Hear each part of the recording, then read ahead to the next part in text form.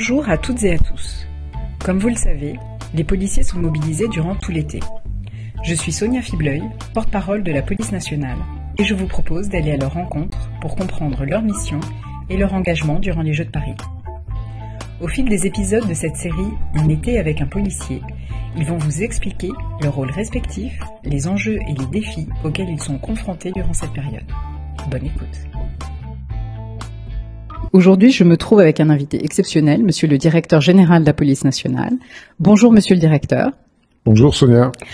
Monsieur le directeur, nous passons tout l'été avec un policier, c'est le thème de notre podcast. Un été un peu particulier en raison des Jeux de Paris.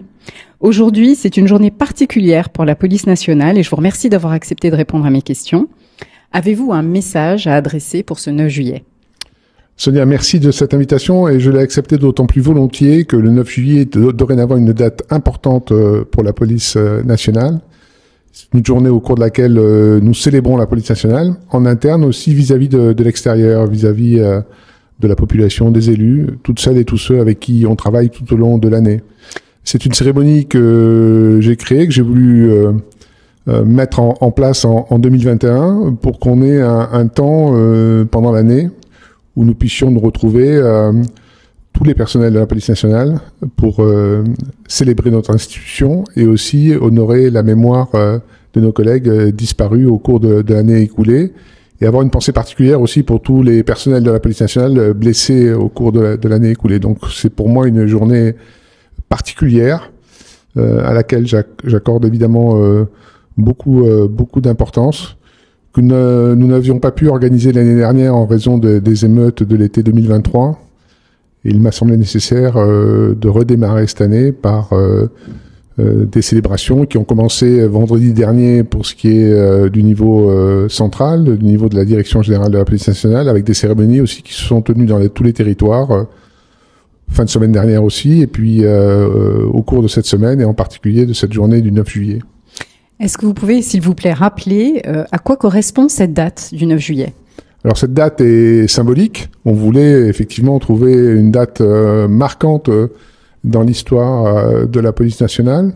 Je crois que c'est aussi une date marquante pour l'histoire de France, puisque ça correspond à une loi promulguée le 9 juillet 1966 par le général de Gaulle, co-signée par des figures éminentes de la Ve République.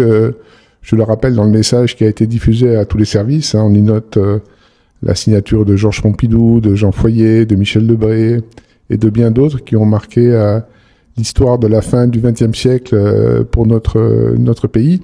Et c'est une loi qui instaurait la réunification des personnels de la Direction générale de la Sûreté nationale et des personnels de la préfecture de police. Et je suis personnellement très attaché au fait qu'on ait une institution dans laquelle tout le monde se reconnaisse, préfecture de police, direction générale de la sécurité intérieure et les personnels qui relèvent directement de la direction générale de la police nationale. Donc c'est vraiment aussi le symbole de l'unité de toute la police nationale.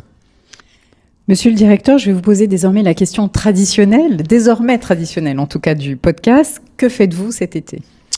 Comme tout le monde, concentré et consacré à l'organisation des Jeux Olympiques et Paralympiques, et pas seulement d'ailleurs, parce qu'il y a beaucoup d'autres événements qui vont rythmer l'été des personnels de la police nationale, auxquels je veux rendre hommage, parce que c'est vraiment un effort singulier qui leur a été demandé cette année, de renoncer à des vacances qui sont souvent un temps de retrouvailles familiales, de retrouvailles avec les enfants, mais qui nécessitait, au regard de cet événement exceptionnel organisé dans notre pays, que toute la police nationale soit mobilisée pour assurer la parfaite sécurité des compétiteurs, de celles et ceux qui les accompagnent et du public énorme qui, je l'espère, assistera à toutes ces compétitions sportives. Effectivement, une mobilisation exceptionnelle des policiers. À hauteur de combien de policiers sont mobilisés cet été ?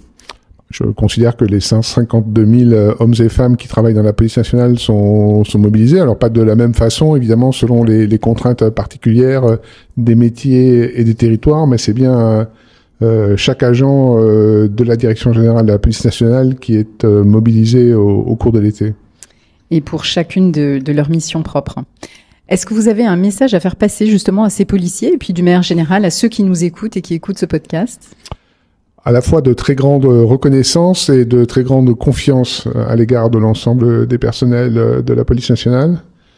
De très grande reconnaissance pour le travail qu'ils accomplissent tout au long de l'année, chacun et chacune dans leur spécialité, dans leur métier, avec beaucoup de détermination, de courage, d'engagement et de professionnalisme, qui suscite vraiment, je le dis très sincèrement, toute mon admiration et de confiance dans notre capacité à faire face à ces challenges, à ces défis très particuliers de l'été qui nous attendent, des Jeux Olympiques et Paralympiques, et aussi de tous les événements qui vont les accompagner, parce que d'ici les Jeux Olympiques, on a aussi les cérémonies du 14 juillet, on a l'arrivée du Tour de France à Nice, et puis le parcours du relais de la flamme qui se poursuit, et plein d'autres événements festifs ou culturels qui vont se dérouler dans notre pays de la même façon que les années précédentes, et aussi avec l'obligation de sécuriser